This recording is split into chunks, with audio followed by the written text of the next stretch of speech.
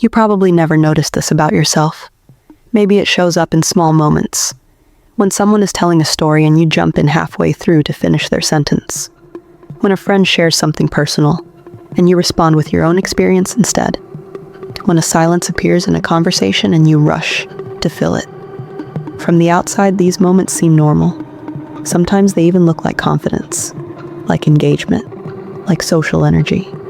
But sometimes they quietly do the opposite. And people don't always tell you when it happens. They just slowly pull back. Spend less time around you. Reply a little later. Invite you a little less. Not because they hate you, but because something in the interaction feels difficult to name. If this feels uncomfortable to hear, take a breath. Because none of this means there is something wrong with you. In fact, most of the behaviors that quietly push people away were once doing something very important. They were protecting you, helping you stay connected, helping you stay safe, helping you make sense of unpredictable social moments. The brain doesn't develop habits randomly. Almost every social behavior we carry into adulthood started as a solution to something earlier in life. Sometimes that solution still works. Sometimes it lingers long after the situation that created it has passed. And that's where things get complicated. One place this shows up is in conversations. Imagine sitting with a group of friends. Someone begins explaining something that happened at work. Halfway through the story, you already understand where it's going. So you jump in, you finish the thought, you connect it to something similar that happened to you. From your perspective, this feels like participation, like you're adding energy to the moment. But to the other person, it can feel like their story disappeared halfway through being told. Psychologically, this often comes from a mind that moves quickly, a brain trained to anticipate. Sometimes it's linked to environments where staying engaged in conversation meant staying included, where pauses felt dangerous, where silence meant losing attention. So the mind learned to stay ahead of the moment, to fill gaps, to keep things moving. At one point, that skill might have helped you stay connected, but in slower social spaces, it can accidentally leave others feeling unheard. Another behavior is harder to notice. It appears when someone shares something vulnerable. A friend tells you they had a difficult day. Before the moment settles, you respond with your own story. A similar experience, a worse one, a way to relate. Inside your mind, this is empathy.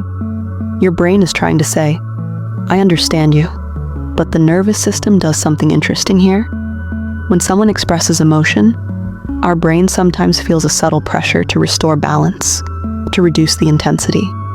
One way it does this is by shifting the focus, turning the moment into something shared, something mutual.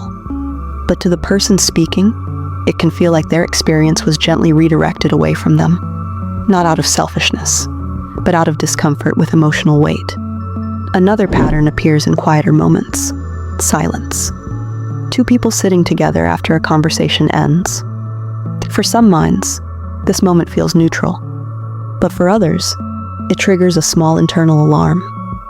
Something inside whispers that the silence means something is wrong, that the other person might be bored, upset, losing interest.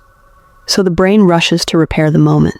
A new topic appears, a joke, a quick question, anything to restart movement. Psychologists often link this to nervous system regulation. When the brain once learned that social stillness meant tension, it becomes skilled at keeping interactions in motion. Movement becomes safety, even if the silence was harmless.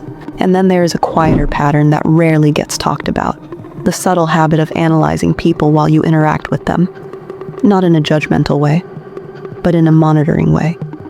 You notice tone shifts, micro-expressions, small changes in energy. You track how someone reacts to what you say. On the surface, this looks like emotional awareness, but sometimes it can make interactions feel slightly heavy, because instead of relaxing into the moment, your attention stays focused on reading it. And this is where it gets interesting. The brain doesn't just want connection, it wants predictability. Especially if earlier experiences taught it that social situations could change quickly. So it scans, tracks, adjusts. It's not trying to control people, it's trying to prevent surprise. At some point in life, paying close attention probably helped you navigate complicated dynamics. Family environments, school groups, friendships where moods shifted quickly. That awareness kept you socially safe. But the brain rarely updates its settings automatically, even when the environment changes. As people get older, these behaviors often evolve. In childhood, they might have helped you stay included. Jumping into conversations kept attention on you. Reading emotional signals helped you avoid conflict. In your teens, the same habits may have looked like personality. Being talkative, being expressive, being socially sharp. But in adulthood, something shifts. The social world slows down. People expect more listening, more emotional space, more quiet presence. The behavior stays, but the meaning around it changes.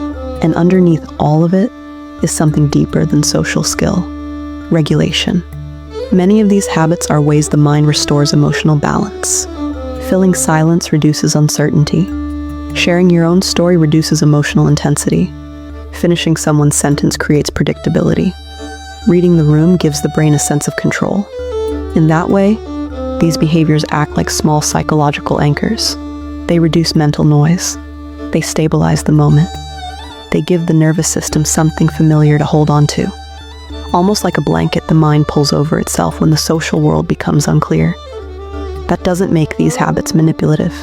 It makes them human, because every brain is trying to do the same thing: find safety inside connection.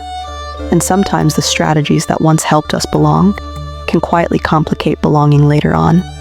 Not because we are difficult people, but because the mind remembers older environments longer than we expect. So if you recognize yourself in any of these moments, the interrupted sentence, the rushed story response, the silence you fill too quickly, the subtle scanning of every interaction, it doesn't mean you're socially flawed. It means your brain learned how to navigate people carefully. And that kind of awareness usually comes from experience, from adapting, from trying to stay connected in situations that were not always simple. Sometimes the traits that make social life complicated are the same ones that once helped you survive it. And when you look at it that way, these patterns stop looking like personal failures. They start looking like something else. A mind that learned early how important connection really is.